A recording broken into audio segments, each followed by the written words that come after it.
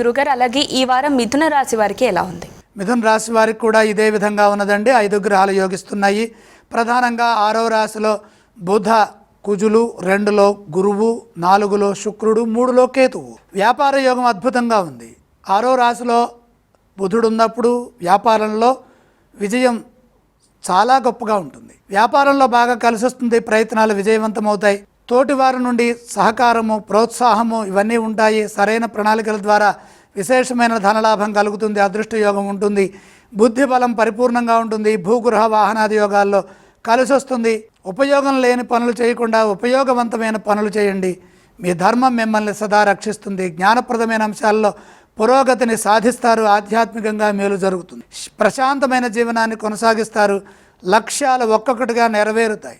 లక్ష్మీ కటాక్షం సంపూర్ణంగా ఉంటుంది. త్వరగా ప్రయత్నాలు సిద్ధిస్తాయి. వృత్తిలో అభివృద్ధి చెందుతుంది. వృత్తిలో అభివృద్ధిని సాధిస్తారు. ఉద్యోగంలో కూడా కలిసి వస్తుంది. నైపుణ్యాన్ని ప్రదర్శించే అవకాశం ఉంటుంది. మేలు జరుగుతుంది. మిత్రుల సూచనలు పనిచేస్తాయి. భవిష్యత్తు శుభప్రదంగా ఉంటుంది. వారాంతంలో మంచి జరుగుతుంది. ఈ రాశివారు ఏ స్తోత్రం పఠిస్తే బాగుంటుందంటారు?